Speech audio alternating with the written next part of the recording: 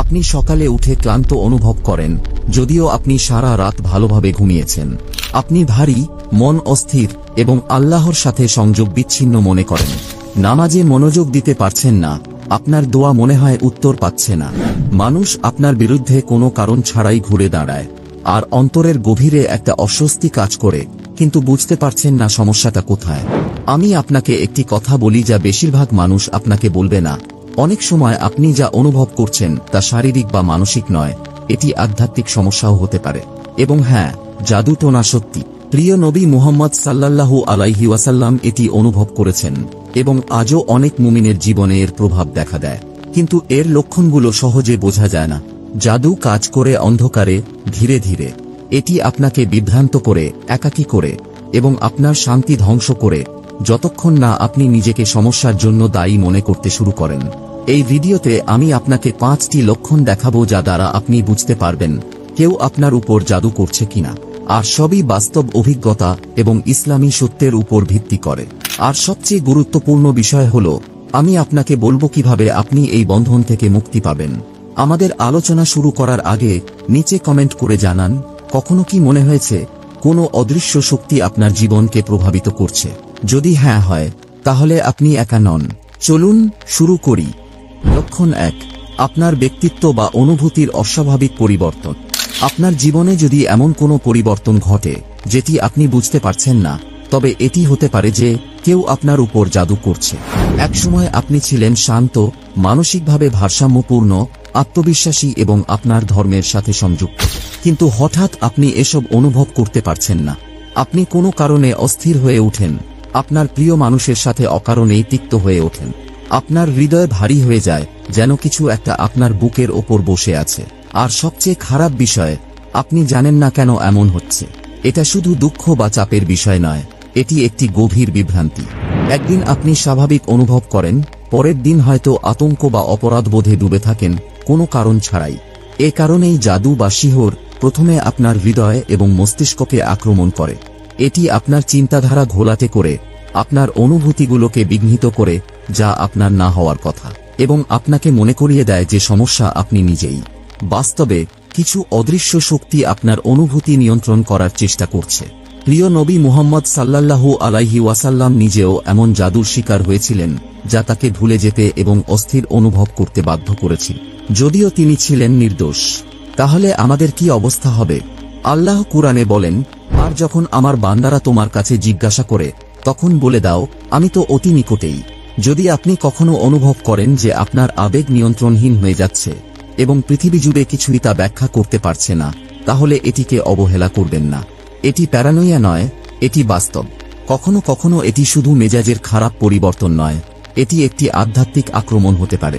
কিন্তু এখানে একটি সুখবর আছে, আল্লাহ আপনাকে রক্ষা করার জন্য ব্যবস্থা নিয়েছেন, এবং শিহর বা কালো জাদু শক্তিশালী হতে পারে, তবে সেই শিহরের স্রষ্টা আল্লাহ তাআলা এর চেয়েও অনেক শক্তিশালী। লক্ষণ 2, প্রিয়জনের সাথে হঠাৎ অজানা সংঘর্ষ। আপনি ভালো ছিলেন, আপনি কাছাকাছি ছিলেন, একে অপরকে বিশ্বাস করতেন, হাসতেন, যত্ন নিতেন, কিন্তু হঠাৎ কিছু একটা বদলে গেল। হয়তো আপনার জীবনসঙ্গী, ভাই বোন বা এমনকি আপনার মা বাবা। কিন্তু একদম অজানা কারণে সবচেয়ে ছোট বিষয়েও মতবিরোধ শুরু হলো। আপনার ব্যবহারের সুর পরিবর্তন হলো, সম্মান চলে গেল, স্নেহ শীতল হয়ে গেল, এবং আপনি ভাবতে লাগলেন, কি হলো? আমরা কেন এমন হলাম? এটি কোনো সাধারণ অমিল নয়, এটি অনেক গভীর একটা অদ্ভুত দূরত্ব, বাতাসে একটা চাপ, এমন কিছু যা আপনাকে অস্বস্তি দেয়। আপনি চেষ্টা করলেন পরিস্থিতি ঠিক করতে, কিন্তু প্রতিটি আলোচনা একে একে ঝগড়ায় পরিণত হলো। আপনি দোয়া করলেন, কিন্তু পরিস্থিতি আরো খারাপ হতে থাকলো। আর সবচেয়ে খারাপ ব্যাপার হলো, আপনি জানেন না কেন এমন হলো। এটা হচ্ছে সিহরের অন্যতম বিপজ্জনক এবং সাধারণ ধরন, সিহর আলতাফরিক, যেটি মানুষদের মধ্যে সম্পর্ক ভাঙার জন্য করা হয়। হ্যাঁ, এটি সত্যি, এবং প্রিয় নবী সাল্লাল্লাহু আলাইহি ওয়াসাল্লাম আমাদের এ ব্যাপারে সতর্ক করেছেন। কুরআনে আল্লাহ বলেছেন যে, নবী সুলাইমান আলাইহি ওয়াসাল্লাম এর সময় জাদুকররা এই কুকর্ম ব্যবহার করে স্বামী স্ত্রীকে আলাদা করেছিল। কিন্তু এটি শুধু বিবাহের বিষয় নয়, সিহর ভাইবোনদের হৃদয়ে বিষ সৃষ্টি করতে পারে, চিরস্থায়ী বন্ধুত্ব ভেঙে দিতে পারে, এবং কোনো স্পষ্ট কারণ ছাড়া একটি শান্তিপূর্ণ বাড়িকে যুদ্ধে পরিণত করতে পারে। তাহলে যদি আপনার সাথে এমন হয়, যদি কাছের মানুষটির সাথে হঠাৎ দূরত্ব, শীতলতা বা অবিরাম কলহ লেগেই থাকে আর কোনো সমাধানই কাজ না করে, তবে বুঝবেন এটি শুধু মানসিক বিষয় নয়, এর পেছনে কোনো অদৃশ্য শক্তি কাজ করতে পারে। আল্লাহ কুরআনে বলেন, আর যদি শয়তানের পক্ষ থেকে কোনো কুমন্ত্রণা তোমাকে কষ্ট দেয়, তাহলে আল্লাহর কাছে আশ্রয় প্রার্থনা করো, নিশ্চয়ই তিনি সব শুনেন, সব জানেন। তাই মনে রাখবেন, জাদু যেমন সত্য, কুরআনের মন্ত্রণাও তেমনই শক্তিশালী। আর যিনি প্রতিকার দেন, তিনি ক্ষতিকারক শক্তির চেয়ে অনেক বেশি শক্তিশালী। লক্ষণ ৩, বিবাহের প্রস্তাব বা সম্পর্কের প্রতি অবিরাম বাধা। এটি এমন একটি বিষয় যা মানুষের মধ্যে অনেক বেশি দেখা যায়, কিন্তু খুব কমই তা নিয়ে আলোচনা হয়। এটি অনেক ব্যক্তিগত এবং একে মোকাবেলা করা খুবই কঠিন। আপনি একটি ভালো প্রস্তাব পেয়েছেন, সবকিছু ভালোভাবে এগিয়ে চলছিল, পরিবারগুলি কথা বলছিল, আশা বেড়ে যাচ্ছিল, কিন্তু হঠাৎ সবকিছু ভেঙে গেল। কোনো ব্যাখ্যা নেই, কোনো যুক্তিসঙ্গত কারণ নেই, শুধু বিভ্রান্তি, নীরবতা অথবা প্রত্যাখ্যান। একবার নয়, দুবার নয়, বারবার এমন হচ্ছে। এমনটা হতে হতে আপনি নিজেকে প্রশ্ন করতে শুরু করেন, আমি কি যথেষ্ট ভালো নেই? আমার মধ্যেই কি কোনো সমস্যা আছে? আপনি নিজের মূল্য, চরিত্র এবং ভবিষ্যৎ নিয়ে সন্দেহ করতে শুরু করেন। কিন্তু এখানে এমন কিছু আছে যা বেশিরভাগ মানুষ মিস করে। যখন বারবার এমন ঘটনা ঘটে, বিশেষ করে কোনো বাস্তব কারণ ছাড়া, তখন এটা শুধু দুর্ভাগ্য নয়, কখনো কখনো এটি একটি আধ্যাত্মিক আক্রমণ হতে পারে। এমন একটি সিহর বা জাদু আছে যা বিশেষভাবে বিবাহের পথ বন্ধ করার জন্য করা হয়। হ্যাঁ, এটি বাস্তব। এর উদ্দেশ্য হল কাউকে বিবাহিত হওয়া থেকে বিলম্বিত করা, ধ্বংস করা অথবা সম্পূর্ণভাবে তা প্রতিরোধ করা। আর এগুলো করা হয় ঈর্ষা, প্রতিশোধ বা খারাপ উদ্দেশ্যে। আর সবচেয়ে খারাপ বিষয় কি, এটা শুধু প্রস্তাব বন্ধ করে না, এটি আপনার শান্তি কেড়ে নেয়। এটি আপনার আত্মবিশ্বাসের সাথে খেলাধুলা করে, আপনাকে হতাশ করে এবং বিবাহের ধারণাটিকে এমন কিছুতে পরিণত করে যা আপনার মধ্যে বেদনা এবং ক্লান্তি নিয়ে আসে, যখন এটি আসলে হওয়া উচিত ছিল একেবারে পবিত্র এবং আশা ভরা। আপনি হয়তো লক্ষ্য করেছেন, কোনো ভালো প্রস্তাব হঠাৎ কারণ ছাড়া মিলিয়ে যাচ্ছে। প্রতিটি সম্পর্ক শেষ হয়ে যাচ্ছে সেই মুহূর্তেই যখন এটি সিরিয়াস হয়ে ওঠে। আপনি অথবা অন্য কেউ হঠাৎ অনুভব করছেন যে কিছু একটা ঠিক নেই, বারবার প্রত্যাখ্যান অথবা পরিবারের পক্ষ থেকে অযৌক্তিক বিরোধিতা আসে। এবং এখানে সবচেয়ে বেদনাদায়ক বিষয় হল, চারপাশের মানুষ এটি বুঝতে পারেন না। তারা শুধুই বলে, ধৈর্য ধরুন, হয়তো এটা আপনার জন্য ছিল না। এবং হ্যাঁ, কখনো কখনো এটি সত্যি হতে পারে। কিন্তু যখন বারবার এমন ঘটনা ঘটতে থাকে এবং এর কোনো ব্যাখ্যা পাওয়া যায় না, তখন আপনাকে ভাবতে হবে যে কিছু অদৃশ্য শক্তি হয়তো এর মধ্যে হস্তক্ষেপ করছে। অনেক ভালো ভাইবোন বর্তমানে এই চক্রে আটকে আছেন। এটা তাদের দোষ নয়, তারা কোনোভাবে চেষ্টা কম করছেন না, বরং কোথাও একজন ব্যক্তি ঈর্ষা বা ঘৃণার কারণে কিছু করেছে, আর এই কারণেই এখন তারা চুপচাপ কষ্ট পাচ্ছে। কিন্তু এটা মনে রাখবেন, জাদু হয়তো দরজা বন্ধ করতে পারে, কিন্তু এটি সেই দরজা বন্ধ করতে পারে না যা আল্লাহ আপনার জন্য লিখে দিয়েছেন। আপনার বিবাহ, আপনার ভবিষ্যৎ, আপনার সুখ, এটি কারো হাতে নয়, শুধুমাত্র আল্লাহর হাতে। আল্লাহ কুরআনে বলেন, আল্লাহ যদি তোমার কল্যাণ চান, তাহলে কেউ তা প্রতিহত করতে পারবে না, আর তিনি ছাড়া তোমার কোনো অভিভাবক নেই। তাহলে কি করবেন? হতাশ হবেন না, আল্লাহর উপর ভরসা রাখুন। নিয়মিত আয়াতুল কুরসি ও সূরা বাকারার শেষ 2 আয়াত পড়ুন। সকাল সন্ধ্যা মাসনুন দোয়া ও ইস্তেগফার করুন। হিংসার হাত থেকে বাঁচতে গোপনে দান করুন। সুতরাং, যদি আপনি এই ধরনের বাধার সম্মুখীন হন, আশা হারাবেন না। আপনার চিকিৎসা শুরু করুন, নিজেকে রক্ষা করুন এবং সেদিকে ফিরে যান যিনি প্রতিটি হৃদয়কে নিয়ন্ত্রণ করেন। কারণ যখন আল্লাহ আপনার জন্য কোনো দরজা খুলতে চান, তখন কিছুই বা কেউ তা বন্ধ করতে পারে না। লক্ষণ 4, আপনার নিয়ামতগুলোই যেন অভিশাপে পরিণত হচ্ছে। মনে পড়ে সেই দিনগুলো যখন নতুন কিছু পেলে আপনি খুশিতে আত্মহারা হয়ে যেতেন। যে চাকরির জন্য এত দোয়া করেছিলেন, সেটি পেয়ে প্রথমে কত আনন্দিত হয়েছিলেন। বাড়িটা ছিল স্বপ্নের মতো, বন্ধুত্ব বা সুযোগটি মনে হয়েছিল আল্লাহর বিশেষ দান। কিন্তু হঠাৎই সব বদলে গেল। সেই কাজটা হয়ে গেল চাপ এবং অপমানের উৎস। সেই বাড়িটি ভারী হয়ে উঠল, অশান্তি, তিক্ততা অথবা নিয়মিত মেরামতের সাথে ভরে গেল। এবং সেই প্রিয় বন্ধু, সে এখন আপনার কাছে এক অচেনা মানুষ। এবং আপনি ভাবতে শুরু করেন, আমি কি ভুল করেছি? আমি কি কৃতজ্ঞ ছিলাম না, নাকি অন্য কিছু হচ্ছে? এখানেই সিহর বা জাদু ভয়ঙ্করভাবে বাস্তব হয়ে ওঠে। কারণ আধ্যাত্মিক ক্ষতির একটি লক্ষণ হল, বিশেষত যখন সেটা ঈর্ষা বা খারাপ উদ্দেশ্য থেকে আসে, তখন আপনার নিয়ামতগুলো ধীরে ধীরে বিষাক্ত হয়ে যেতে থাকে। এটি শারীরিকভাবে নয়, কিন্তু মানসিকভাবে, আধ্যাত্মিকভাবে, অভ্যন্তরীণভাবে। যা আপনি একসময় ভালোবাসতেন তা এখন হয়ে দাঁড়ায় বোঝা। যা আপনাকে শান্তি দিত তা এখন আপনাকে উদ্বেগ দেয়। যা আপনাকে প্রাণবন্ত করত এখন তা শূন্যতা দেয়। এবং সবচেয়ে কষ্টদায়ক বিষয়, আপনি জানেন না কেন। কোনো স্পষ্ট কারণ নেই, কোনো স্পষ্ট ব্যাখ্যা নেই, শুধু ধীরে ধীরে সবকিছু নষ্ট হয়ে যাচ্ছে। এটি কোনো সাধারণ ঘটনা নয়, এটা কখনোই কাকতালীয় নয়। অনেক রুকিয়া কেস স্টাডিতে দেখা গেছে জাদু ঠিক এভাবেই কাজ করে। সিহর বা জাদু আপনার যা কিছু আছে তা এক রাতেই ধ্বংস করার উদ্দেশ্যে নয়।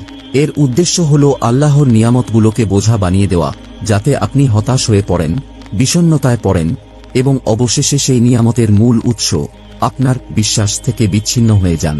কিন্তু মনে রাখবেন, আল্লাহর দেওয়া জিনিস কখনোই প্রকৃত অর্থে নষ্ট হয় না।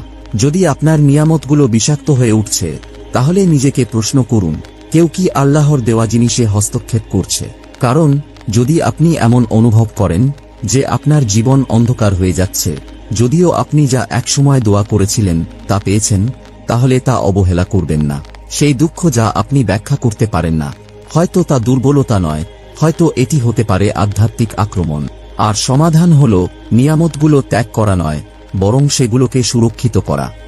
লক্ষণ 5, আপনি সবকিছু চেষ্টা করেছেন কিন্তু কিছুই কাজ করছে না।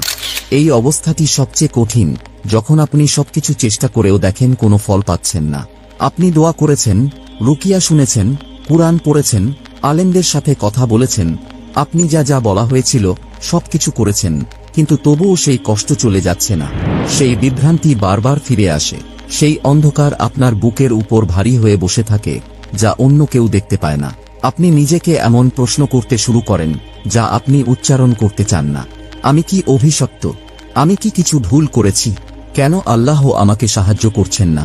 কিন্তু এখানে এমন কিছু আছে যা বেশিরভাগ মানুষ তাদের সবচেয়ে খারাপ অবস্থায় ভুলে যায়। সেটা হলো আল্লাহ সবসময় আপনাকে সাহায্য করছেন, এমনকি যখন আপনি মনে করেন আপনি ডুবে যাচ্ছেন, যখন প্রতিটি সমাধান ব্যর্থ হয়ে যায়, যখন চারপাশের মানুষ আপনাকে দোষারোপ করে, অথবা আপনাকে এগিয়ে যাওয়ার পরামর্শ দেয়, অথবা মনে করে আপনি এসব কল্পনা করছেন। তখন মনে রাখবেন, আল্লাহ সবকিছু দেখছেন।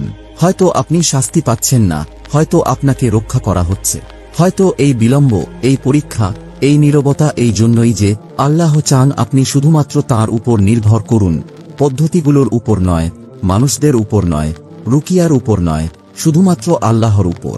প্রিয় নবী সাল্লাল্লাহু আলাইহি ওয়াসাল্লাম নিজেও জাদুর শিকার হয়েছিলেন, কিন্তু তিনি নিজেকে দোষারোপ করেননি, তিনি প্যারানোয়াতে পড়েননি। তিনি আল্লাহর দিকে ফিরে গিয়েছিলেন, কুরআন পড়েছিলেন এবং পুরোপুরি আল্লাহর উপর ভরসা করেছিলেন, যিনি কখনো তাঁর বান্দাকে ব্যর্থ করেন না। তাহলে যদি আপনি সবকিছু করেন কিন্তু কিছুই কাজ করছে না, তাহলে হতাশ হবেন না। কারণ সুস্থতা তখন আসে না যখন রুকিয়া নিখুঁত হয়, তা আসে যখন আপনার তাওয়াক্কুল পরিশুদ্ধ হয়, যখন আপনার অশ্রু সত্যি হয়, এবং যখন আপনার হৃদয়ে সমস্ত রশি ছাড়িয়ে শুধুমাত্র আল্লাহর দিকে ধরা দেয়। এটা দুর্বলতা নয়, এটি আপনার স্বাধীনতার শুরু। প্রিয় ভাই ও বোনেরা, যদি এই সব লক্ষণগুলো আপনার বাস্তবতা মনে হয়, আপনি একা নন, আপনি দুর্বল নন, আপনি অভিশপ্ত নন, আপনি ভুলে যাননি। আপনার শুধু পরীক্ষা হচ্ছে, এবং প্রতিটি পরীক্ষা আল্লাহর দিকে ফিরে আসার আহ্বান। কারণ জাদু সত্যি, ঈর্ষা সত্যি, খারাপ নজর সত্যি, কিন্তু তাদের থেকে বড় হচ্ছে আল্লাহর কালাম। তাহলে আপনি কি করতে পারেন? সূরা আল ফালাক এবং সূরা আন-নাস দিয়ে শুরু করুন। এই একই সূরাগুলি আল্লাহর নবী সাল্লাল্লাহু আলাইহি ওয়াসাল্লামকে জাদুর থেকে রক্ষা করতে প্রেরণ করেছিল। এগুলো সকালে এবং সন্ধ্যায় পাঠ করুন এবং নিজের উপর তাফসীর করুন, এবং বিশ্বাস করুন যে এগুলো সবকিছুর চেয়ে শক্তিশালী। আর আপনার জীবনে আয়াতুল কুরসি যোগ করুন। এটি কুরআনের সবচেয়ে শক্তিশালী আয়াত যা রক্ষা দেয়। নবী মুহাম্মদ সাল্লাল্লাহু আলাইহি ওয়াসাল্লাম বলেছেন, যে ব্যক্তি প্রতি সালাতের পর এটি পাঠ করে, সে শয়তান থেকে রক্ষা পায় পরবর্তী সালাত পর্যন্ত। এবং সূরা আল বাকারার শেষ 2 আয়াত ভুলে যাবেন না। এগুলো আপনার বাড়ি এবং হৃদয় রক্ষা করে। যতই আপনি ভাঙা অনুভব করেন, এগিয়ে যান, পাঠ করতে থাকুন, আল্লাহর দিকে ফিরে যান। কারণ এই যুদ্ধ শুধু জাদুর বিরুদ্ধে নয়, এটি আপনার বিশ্বাস, আপনার শান্তি, আপনার আত্মার জন্য যুদ্ধ। এবং আপনাকে মানুষে মানুষে ঘুরে ঘুরে চিকিৎসার খোঁজ করতে হবে না। আপনার চিকিৎসা ইতিমধ্যে আপনার কাছে রয়েছে। এটি আপনার নামাজ, এটি আপনার জিকির, এটি আপনার সিজদার অশ্রু, এবং সবচেয়ে গুরুত্বপূর্ণ, এটি আপনার বিশ্বাস যে আল্লাহই আমার জন্য যথেষ্ট। তাহলে যদি এই বার্তা আপনার হৃদয়ে পৌঁছায়, নিচে এই সংক্ষিপ্ত দোয়াটি কমেন্ট করুন, ইয়া আল্লাহ, আমাকে সমস্ত অশুভ থেকে রক্ষা করুন, যা দেখা যায় এবং যা দেখা যায় না, এবং আমাকে শান্তি দিন যা কেবল আপনি দিতে পারেন। আপনার মন্তব্য হয়তো অন্য কাউকে সাহায্য করতে পারে যারা আজ রাতে এই বার্তাটি খুঁজছিল। এবং যাওয়ার আগে এই ভিডিওটি লাইক দিন যদি এটি আপনাকে সাহায্য করে। এটি সচেতনতা ছড়িয়ে দিবে এবং অন্যদের আশা খুঁজে পেতে সাহায্য করবে। এবং যদি আপনি সাবস্ক্রাইব না করে থাকেন, তাহলে সাবস্ক্রাইব করে আমাদের সাথে যোগ দিন, কারণ এটি শুধু কন্টেন্ট নয়, এটি চিকিৎসা, এটি সত্য, এটি আল্লাহর কাছে ফিরে যাওয়ার পথ। আল্লাহ আপনাকে রক্ষা করুন, সুস্থ করুন এবং আপনার জীবন নিয়ামতে পূর্ণ করুন। আমিন। পরবর্তী বার পর্যন্ত ধৈর্য ধরুন, সংযুক্ত থাকুন এবং কখনোই আল্লাহর প্রতি আপনার আন্তরিক হৃদয়ের ডাক বন্ধ করবেন না। মনে রাখবেন, আপনি একা নন। আল্লাহ আপনার ডাকে সাড়া দেবেন, শুধু ধৈর্য ধরুন এবং তাঁর উপর ভরসা রাখুন। আমিন।